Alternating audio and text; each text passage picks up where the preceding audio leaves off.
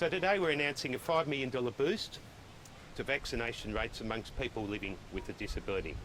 We're launching 10 dedicated disability pop-ups in areas of concern and expanding our successful disability liaison service by 16 extra officers.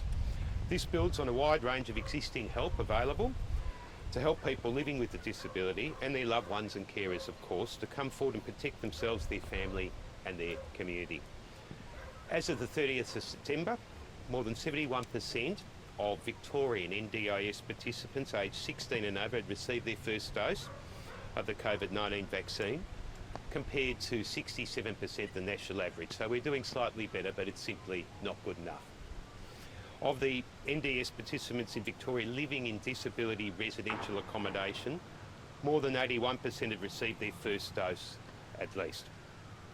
But vaccination rates of Victorians living with a disability are still lower than the general population, as I indicated a minute ago, at 84.4%. We've got to keep pushing through. That's why from 8th of October, all of Victoria's state-run vaccination centres will support people with disabilities to get vaccinated any time without a booking. 10 dedicated disability vaccine pop-up centres will be launched through the month of October, established in local government areas of concern and delivered in conjunction with key organisations. So that'll be those where we see hotspots there, we see low vaccination rates. We're going to go out, we need to keep pushing, harassing and just non-stop getting this vaccination rate up for our community living with disabilities. It's just not acceptable where it is at the moment. We can't open up when we've got people living with disabilities, with vulnerabilities, if they're not at a higher rate of vaccinations, and that's what we're pushing to do today. These build the 10 dedicated disability vaccination pop-up centres. They build on the priority access already available across many vaccination centres with enhanced accessibility and pop-ups, disability-friendly drive-through clinics and a dedicated new low-sensory site at La Trobe University. This is on top of the 2 disability worker vaccination blitzes we've had over the last couple of months. In addition, Victoria will establish hearing, autism and other disability partners as vaccine ambassadors to promote the uptake and provide case management.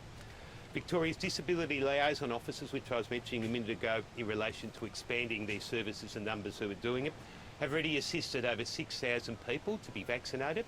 They're very much about ensuring that they can provide options for people with disability, living with disabilities, about the many options which are available for them to get vaccinated.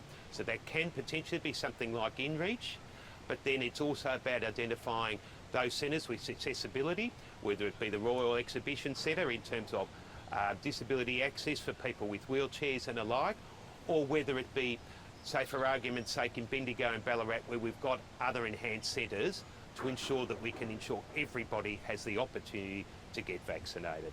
So, as I was saying, the program is being expanded by 16 officers, so if people want to get in touch with these officers, they're embedded in the health department, you ring 1800 675 398 or go onto the coronavirus website to actually seek details from there and you will be put through.